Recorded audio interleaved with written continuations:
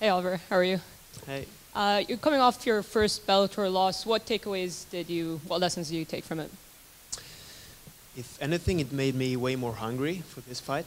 I think I came in too relaxed with 3 first-round victories in the back, and now I feel all my senses are more sharpened because I want to get back in that winning streak.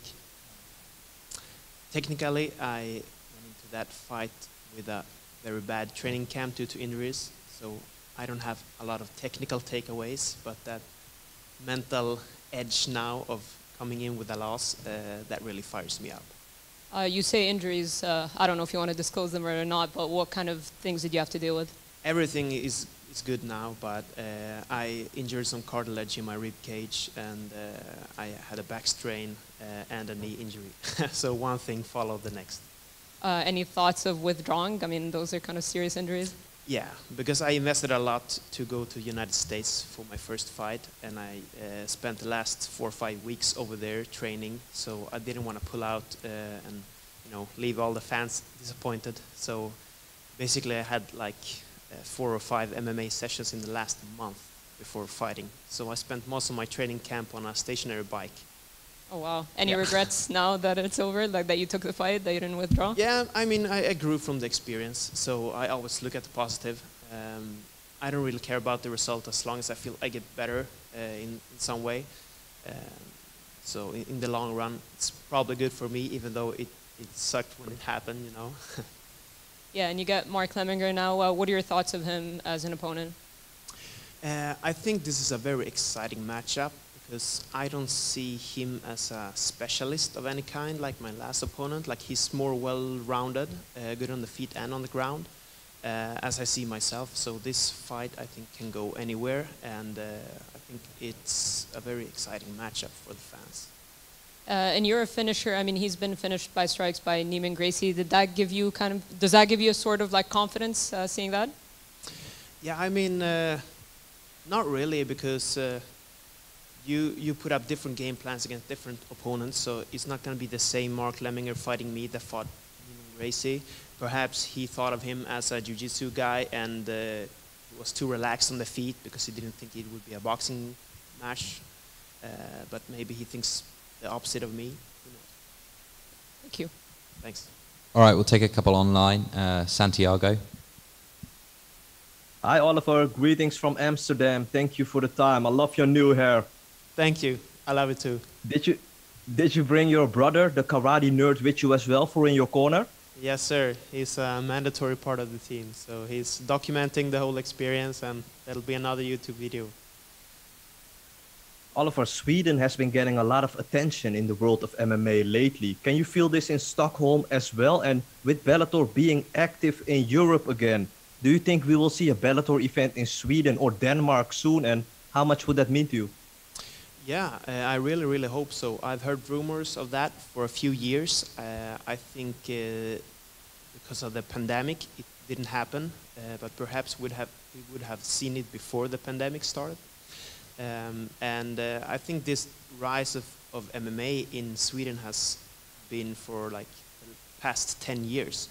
Because when I started fighting, like 2009, it was still, style against style. It was not so mainstream, but now, and ever since I started, I just see it increasing in popularity every year, and the talent just grows and grows. So it's great to be a part of this specifically period of MMA in Sweden, and see its development, to be part of it. So very cool.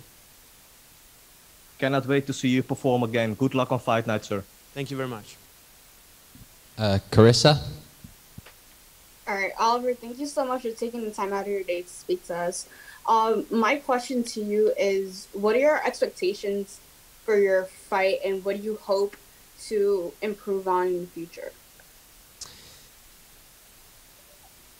What I hope to improve on, I mean, just growing in every aspect as a martial artist, because I don't really look at this as a short-term thing.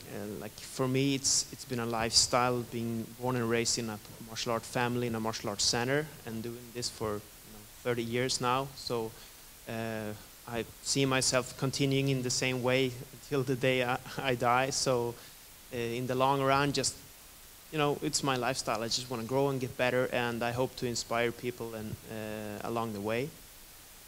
And my expectations for this fight,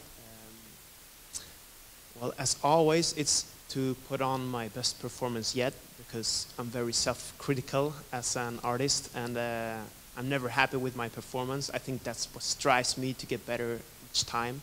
So just beating my last performance, that's the main goal for me. Kobe? Hi, Oliver. Being the dynamic striker that you are, I would say most people would agree you're probably more of a dynamic striker than Neiman Gracie. And Lemminger just coming off a knockout by him. Do you think he's going to be a bit gun shy and try and stay away from fighting you on the feet? That's a good question. Everyone reacts differently to those kind of situations when you get knocked out.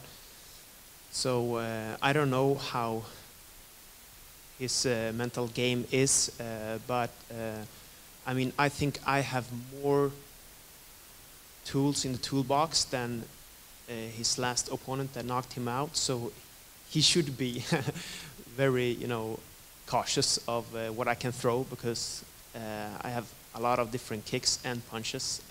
So I feel I can end the fight basically anywhere, even if it goes to the ground, because I'm very flexible. So I got a lot of weird submissions. It's not on the feet. And what was your experience like with Steven Seagal? Are you bringing anything special from that?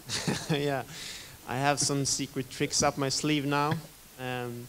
Most of his techniques are too lethal, so I can't show them in public. But you know, you always gotta have some of those secret cards to pull out your sleeve. So yeah, if there was no rules, it would be different, and maybe Seagal would be in my corner as well.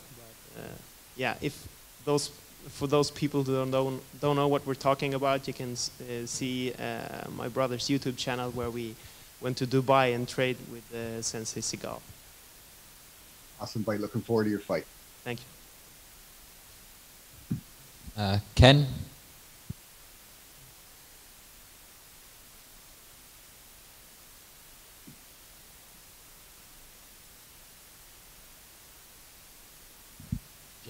Jay? Hi Oliver, you have a lot of different types of submission finishes on your resume. What has been your favorite submission, and what is your favorite submission to practice? It's changed over the years. So when I started out with the MMA, I was a big guard player, and I did a lot of like rubber guard and triangle chokes and stuff. But in the last few years, I've focused more on top control and being top heavy. So most of my submissions come from there now, like dart chokes and anaconda chokes, neckties of different kinds, because I have long arms, long reach. So those kind of submissions suit my body type.